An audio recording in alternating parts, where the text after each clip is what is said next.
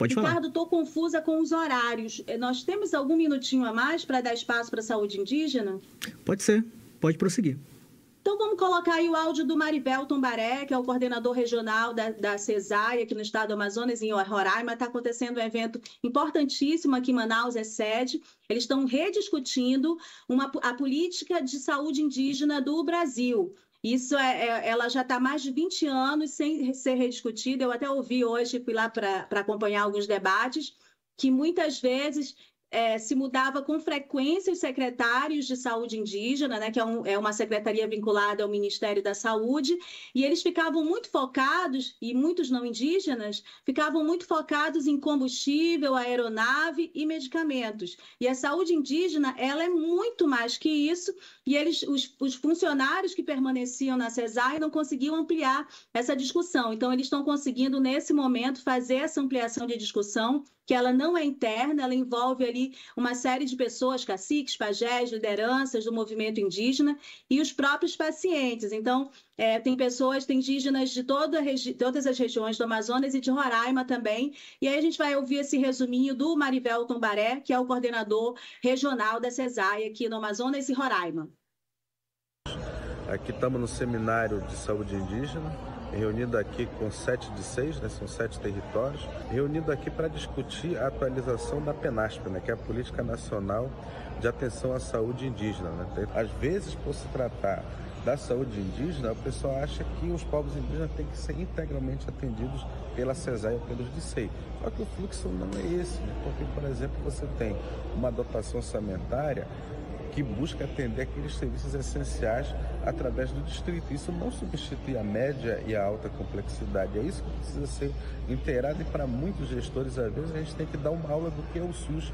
E aí, às vezes, a gente vê que tem pessoas que acabam sendo muito não qualificadas, né, para assumir, às vezes, como gestores aí da saúde, para poder fazer esses serviços acontecer. E, infelizmente, às vezes, em algumas localidades, nós ainda somos discriminados, esses serviços não são ofertados. Mas tem, por exemplo, a IPI, que hoje é uma obrigação praticamente dos municípios, né, poderem adequar e contratar, às vezes, e ter os pajés, os conhecedores ali tradicionais, mas a gente busca querer que isso amplie para também ter as parteiras. Rosane Carvalho. Olha, é isso. Ricardo, hoje de manhã eu fui fazer um tratamento, que eu estou fazendo tratamento para minha coluna, e o médico recomendou a acupuntura, que foi reconhecido pelo SUS, recente, mas foi reconhecido pelo SUS como uma forma de tratamento também para uma série de doenças. E veja, é reconhecida como a medicina oriental. O SUS, né, que é o Sistema Único de Saúde do Brasil, reconhece a medicina oriental, mas não reconhece a medicina indígena. Né? Os indígenas, eles têm uma série de ciências que já são utilizadas pela própria CESAI, nos distritos eles são utilizados, né, porque muitas vezes existe a falta da estrutura do Estado, dessa estrutura toda que a gente conhece de média e alta complexidade, como fala aí o Marivelton no áudio dele, né, que ele gravou para a gente.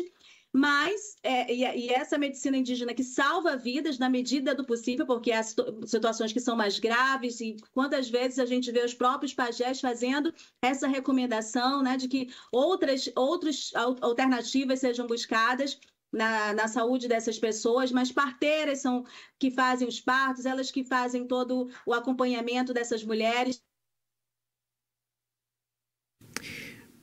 Bem, a gente travou aqui a fala da Rosane Carvalho, que estava falando sobre essa repercussão com relação à fala do Marivel Tombaré sobre essa questão importante que é a saúde indígena, né? E também os saberes tradicionais serem reconhecidos, né? Portanto, pelo Sistema Único de Saúde. Fala importante, e até perguntar de Rosane Carvalho, porque aqui no centro de Manaus tem um centro medicinal de saúde indígena, inclusive, viu, ouvinte? Lá na rua Bernardo Ramos, acho que vale, inclusive, até uma discussão, né, ampliada sobre essa questão também, né, de ser ampliado para o Sistema Único de Saúde, esses saberes indígenas, por que não, né? Há tantas coisas, há a acupuntura, como bem citou Rosane, há também tratamento ocular, né, com relação à saúde indígena, enfim, portanto, há vários desdobramentos para a gente seguir acompanhando. Lembrando que amanhã tem exclusiva com Rosane Carvalho, que fala sobre eventos de quadrinhos no Amazonas que não recebem apoio do poder público. Rosene, estava falando para o nosso ouvinte aqui que no centro de Manaus tem um centro de medicina indígena, que é um debate que pode ser até ampliado futuramente no exclusivo aqui na Band News, né? Isso mesmo. Eu acho que você estava se referindo ao Centro de Medicina Indígena, que já tem aqui de iniciativa dos próprios indígenas isso mesmo. no centro de Manaus. É isso mesmo. Sim.